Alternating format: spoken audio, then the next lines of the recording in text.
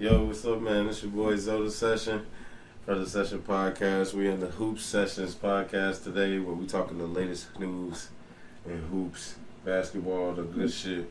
I got my boy Aloe here with me, man, my co-host. Yo, man, so new pod, man. I wanted to do this so we could talk about the hoops and do the shit for the hoop fans, man, because battle is life, nigga, all that other shit.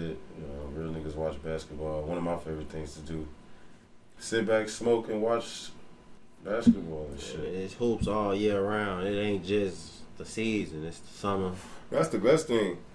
Basketball all year round, bro. Yeah. Summertime, wintertime, spring, that bitch busting. Every Especially if you're a fan of the game. Because if you're a real fan of the game, you're not just going to limit yourself to just NBA. You're going to want to see the new up-and-coming prospects. You know what I'm saying? You're going to watch the Summer League, college, little EYBL.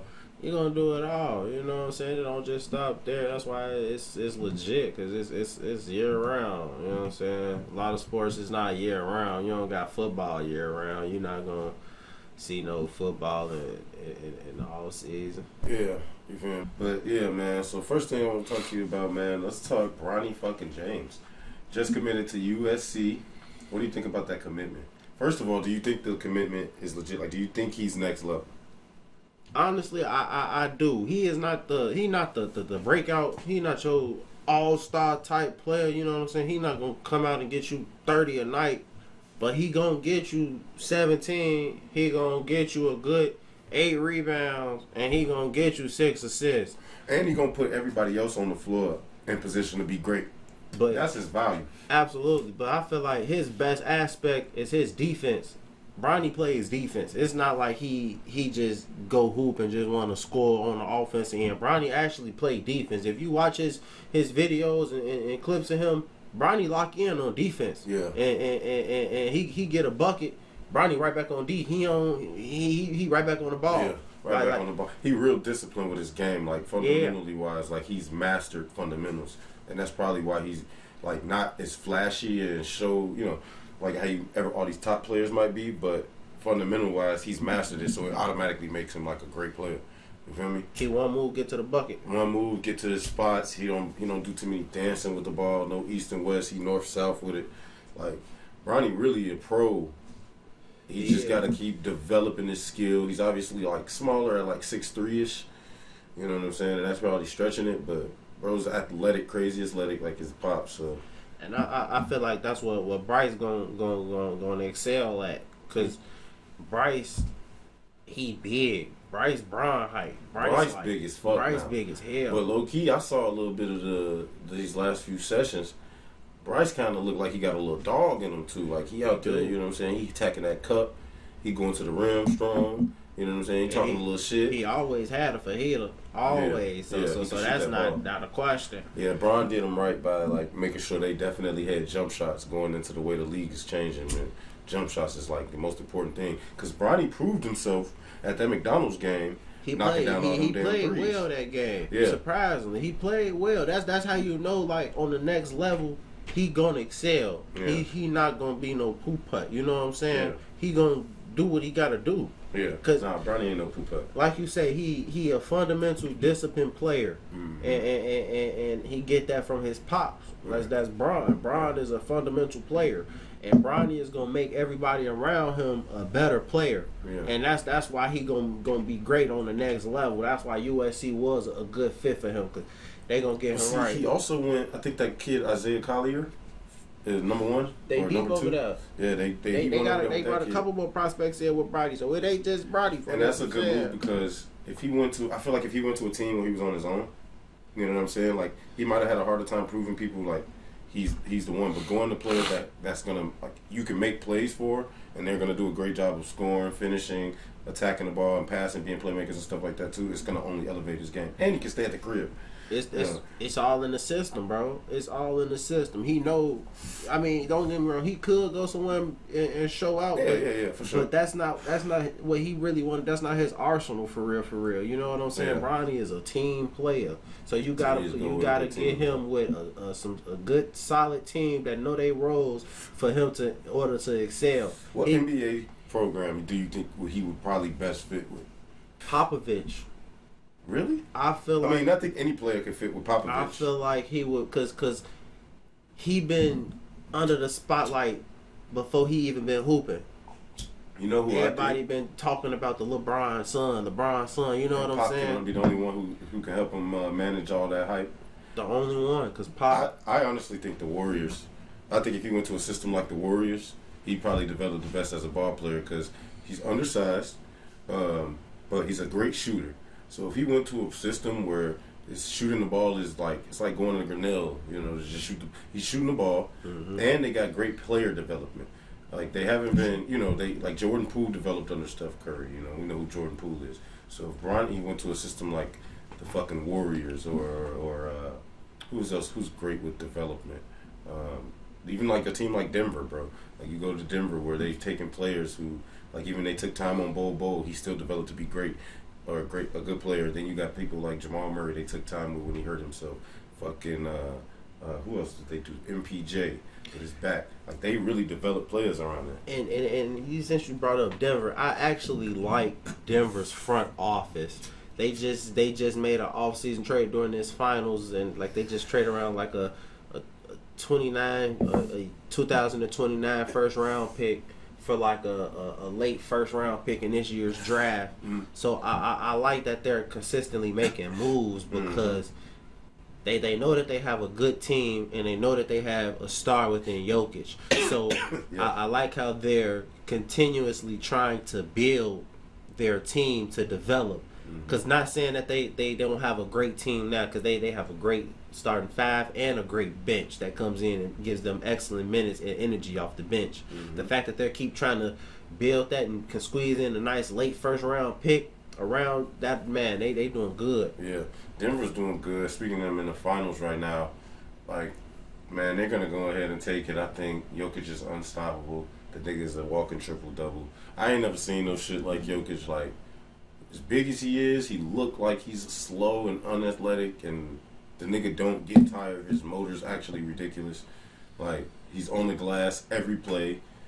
And like, he sees everything. He see 7 feet. From the minute he grabs the ball, it's like he predicts everybody's next movement. Yeah. And it's like he knows exactly what to do, where to place the ball, where to be at, who. You know what I'm saying? Yeah. Like, he a 5, but he a point guard. Yeah. He just a point guard in a 5 body. You know what I'm saying? You don't see that. You ain't never seen that. And we might not ever see that again, respectfully. Like, that's a rare talent to be Jokic 7 foot, 300, damn near 300 Jokic pounds. is different. And he can really pass that motherfucker.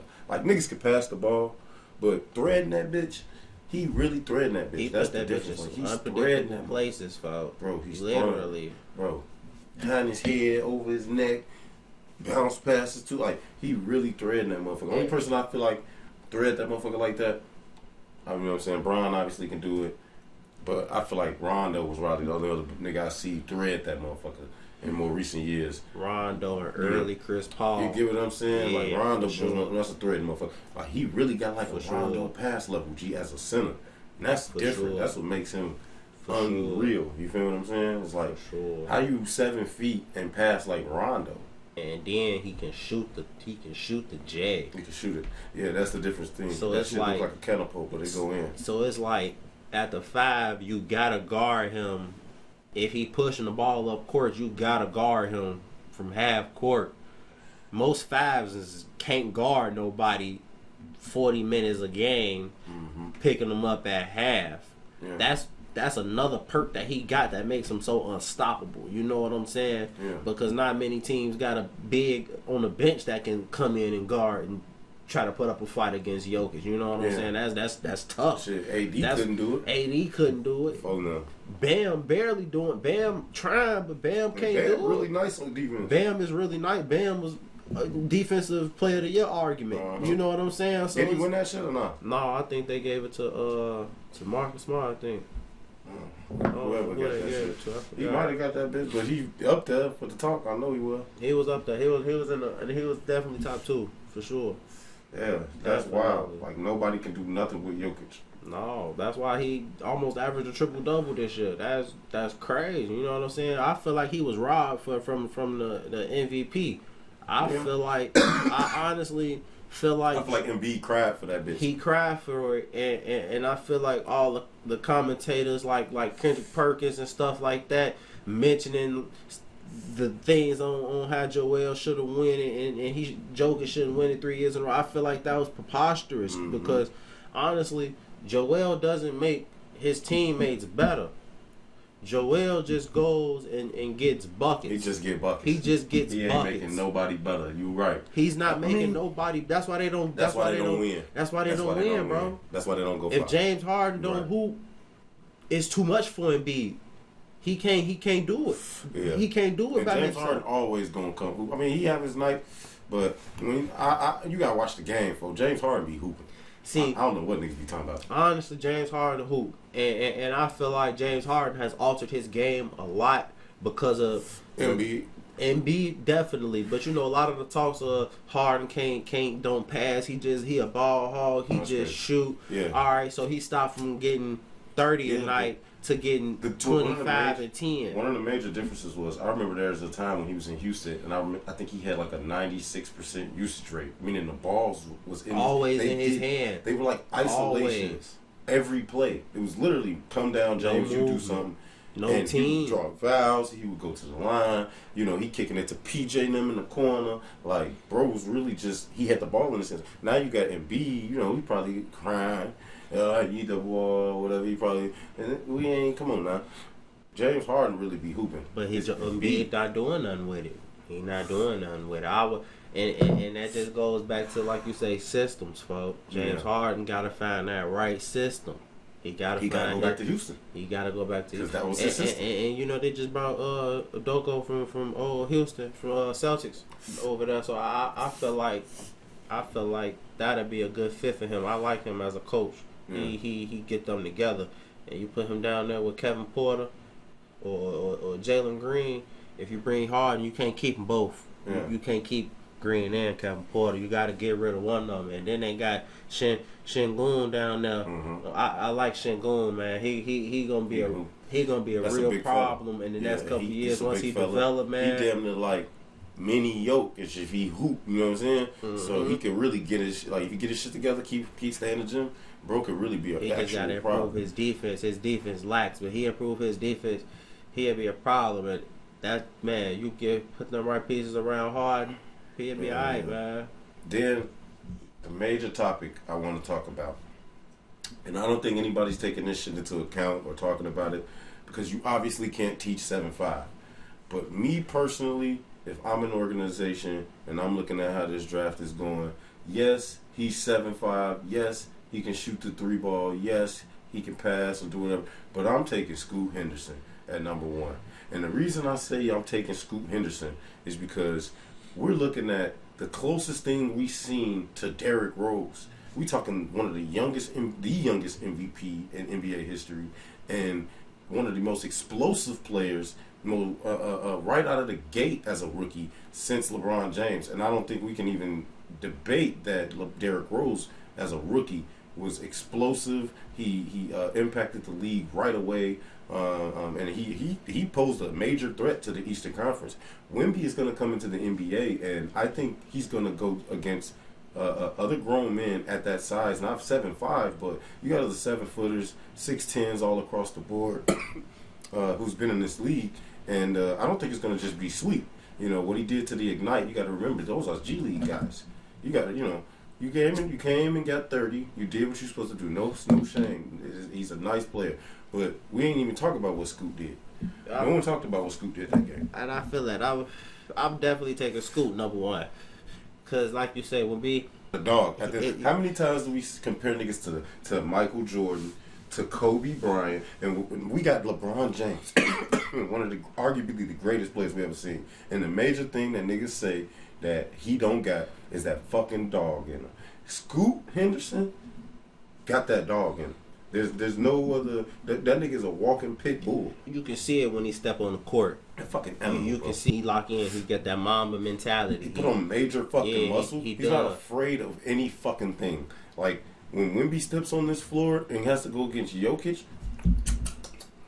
Cause if you remember in the USA game maybe like a year or two ago, they was playing Kenneth Lofton Jr. and Kenny was banging him, killing him down there, killing him down there, and he just won the G League, the G League MVP, a Rookie of the Year, whichever. But you know what I'm saying? So it's like he not gonna. I feel like he gonna be another bust. Honestly. He ain't gonna be that good. I don't think he's gonna be a bust. I honestly think he's gonna be a bust, bro. I think his ceiling is Porzingis. That's it. I don't see him going no further. I don't think he's gonna be. Give me the ball. I'm about to take this game over. Like, yeah, you 7 feet tall, but he don't got that KD dog. I gotta see that dog. I mean, he's cold. The nigga cold. He cold. Don't get me wrong. Animal. He is, bro. He's cold. He's a walking 30 ball. But that's French ball, bro. Yeah. That's French ball. Yeah. He gonna come over here to these motherfuckers that's been in the gym. I want to see him match up against KD because I know KD's gonna get in his bag that night. He just long, bro. Yeah. He just long. Yeah. There's so many niggas that get buckets out here. Yeah.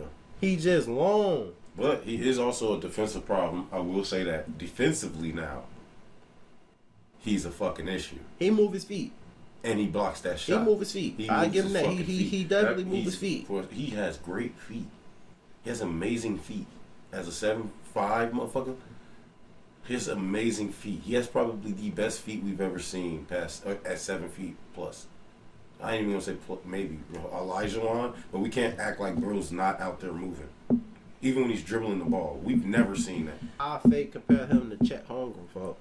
Chet's got it. Honestly, we gotta stop acting like Bol don't exist, and he's just not getting that ball in his hands every play like he needs to. Bol get tick. He do what he do. It sounds crazy, but if I'm an organization, I'm taking Scoot Henderson. We're going to wrap it up here, man. It's your boy Zoda Sessions, Allo Hoop Session Podcast. Follow us on Instagram, TikTok, all that other shit. Hit the subscribe button, like, share, all that extra shit. Leave a comment, man. Y'all know what's going on. We signing out.